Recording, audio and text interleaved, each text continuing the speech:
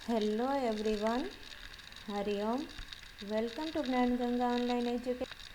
Friends, કાલે આપણે scene 1 complete કર્યો હતો, જેમાં રાજાને એક સાધુ વિશે ખબર પડે છે અને એ રાવણને તેની તપાસ કરવા માટે મોકલે છે.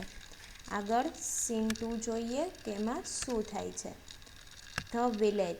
સીન 2 જે છે એ ગામડાનો વિલેજ એટલે ગામડાનો સીન છે કે જે ગામનું મેઇન સર્કલ છે ત્યાંનું આ સીન છે. A sadhu with a long beard and saffron kurta is sitting on a platform under a tree. એક સાધુ જે છે જેણે લાંબી દાઢી છે અને સેફ્રન એટલે કે કેસરી કલરનો ઝભ્ભો પહેર્યો, કુર્તો પહેર્યો છે. જે ટ્રીની નીચેનું પ્લેટફોર્મ છે ત્યાં બેઠા છે. His eyes are closed. તેની આંખો બંધ છે. Some people are waiting for him to open his eyes. ત્યાં અમુક લોકો છે કે જે તેમની રાહ જોઈ રહ્યા છે કે તે આંખો ખોલે. અને બ્લેસ ધેમ અને આશીર્વાદ આપે. Tenali Raman enters and stand among the people. Tenali Rama ત્યાં પ્રવેશ કરે છે અને લોકો છે એની વચ્ચે તે ઊભા રહી જાય છે. ઓકે, તો એના પછીનું જોઈએ. ઉપર આપણને જે વર્ણન હમણાં વાંચ્યું એ મુજબ આ બોક્સમાં ચિત્ર દોરવાના. તમારી પાસે ટેક્સ્ટ બુક હોય તો તમે એ ટેક્સ્ટ બુકમાં ઉપર જે વર્ણન આપ્યું છે કે અહીંયા ઓટલો બનાવવો, એની ઉપર સાધુ બેઠા છે એવું બનાવવું, અહીંયા બધા લોકો છે એવું બનાવવું, વચ્ચે તેનાલીરામા ઊભા છે એવું બનાવવું, તેવું તમે ચિત્ર તમારી બુકમાં બનાવી શકો છો. બરાબર. વિલેજર 1, ગામનો કોઈ એક નાગરિક જે છે એ બોલે છે, silence, look there, the great saint is opening his divine eyes. Silence, શાંતિ રાખો, ત્યાં જુઓ, મહાન સાધુ પોતાની દિવ્ય દ્રષ્ટિ ખોલી રહ્યા છે. એવરીવન બોવ્સ ટુ ધ સાધુ. બધાએ જ સાધુને પ્રણામ કર્યા. Villager 2, placing a big bag in front of the સાધુ. કોઈ ગામનો બીજો વ્યક્તિ છે એ એક મોટો થેલો જે છે સાધુની સમક્ષ રાખ્યો. કીધું, યોર હોલીનેસ, તમે પવિત્ર સંત, એવું એમ, please accept this sack of rice. Advise me, my lord, how I can become rich. શું કહે છે કે આ ચોખાનો જે શેક એટલે થેલી, કોથળો, ચોખાનો કોથળો સ્વીકાર કરો. એક્સેપ્ટ એટલે સ્વીકાર કરવું. એડવાઇઝ મી એટલે કે મને સલાહ આપો. માય લોર્ડ, મારા ભગવાન, how I can become rich, હું કેવી રીતે ધનવાન બની શકું છું. The sadhu makes a sign to his assistant. સાધુએ તેના આસિસ્ટન્ટ, એની નીચે કાર્ય કરતા લોકો જે છે એને આસિસ્ટન્ટ કહેવાય. તો આસિસ્ટન્ટને સાઇન આપે છે એટલે કે ઈશારો કરે છે. The assistant takes away the sack. અને આસિસ્ટન્ટ જે છે એ કોથળા ત્યાંથી લઈ લે છે પોતાના આશ્રમમાં. ઓકે, તો સાધુ શું કહેશે? સાધુ સેઝ ટુ ધ વિલેજર. વિલેજરને કહે છે, માય ડિયર ચાઇલ્ડ, મારા પ્રિય બાળક, આઈ એમ પ્લીઝડ વિથ યોર ગિફ્ટ. હું તારી ગિફ્ટથી ખુશ થયો છું. પ્લીઝડ એટલે ખુશ થવું.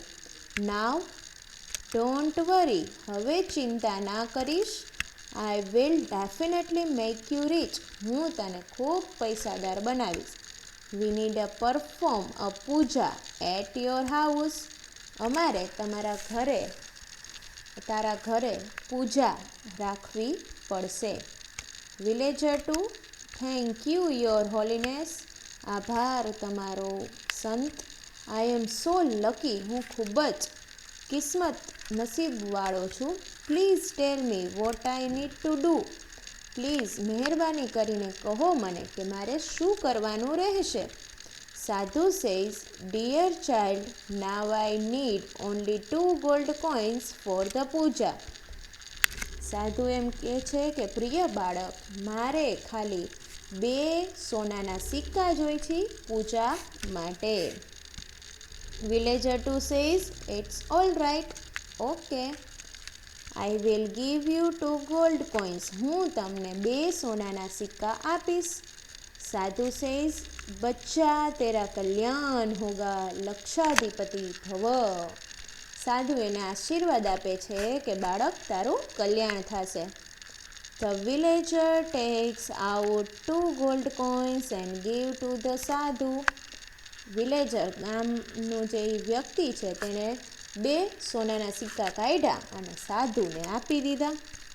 Raman is watching this carefully. Raman આ બધું ખૂબ ધ્યાનથી જોતો હતો. The sadhu puts the coins into his pocket and blessed the villager. સાધુએ તે સોનાના સિક્કા પોતાના ખિસ્સામાં નાખ્યા અને તે વિલેજરને આશીર્વાદ આપ્યા. Raman pushes the crowd aside and rushed to the સાધુ.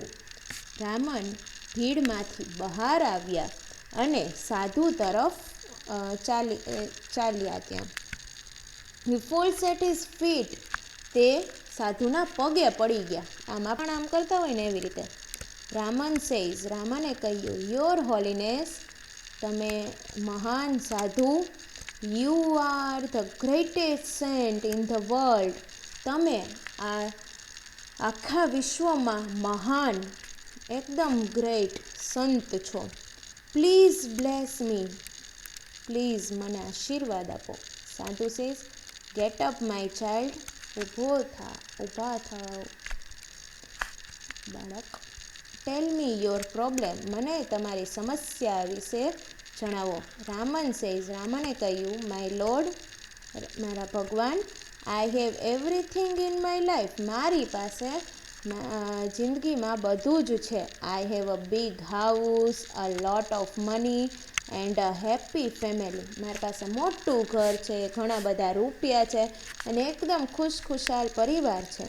But do something so that I can go to heaven after my death.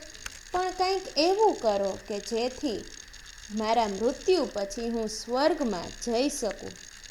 સાધુ said, it's very easy for me, come નિયરર.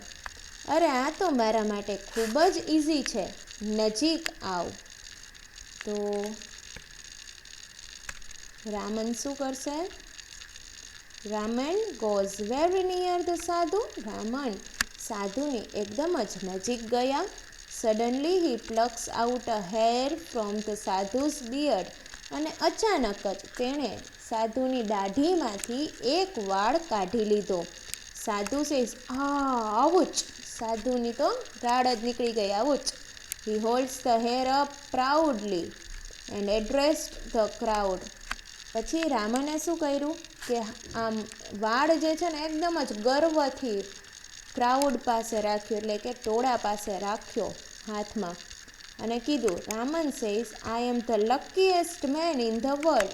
હું આખી દુનિયામાં સૌથી નસીબદાર માણસ છું. I have the magical hair. મારી પાસે ચમત્કારિક વાળ છે. These hair will take us directly to heaven. આ વાળ આપણને સીધો સ્વર્ગ પહોંચાડે છે. He is a very very holy man. આ ખૂબ જ પવિત્ર માણસ છે. Every hair of his beard is a free ticket to heaven.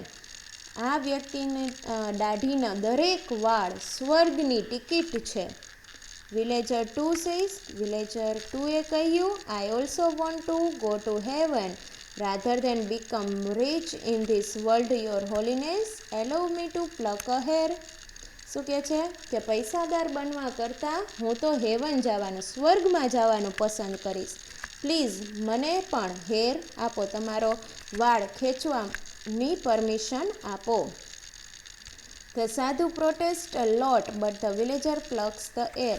સાધુએ ખૂબ પ્રયત્ન કર્યો કે તે વાળ ન ખેંચે, પણ વિલેજરે ખેંચ્યો. He again makes a cry of pain અને તેણે ફરીથી ચીસ પાડી દુખાવા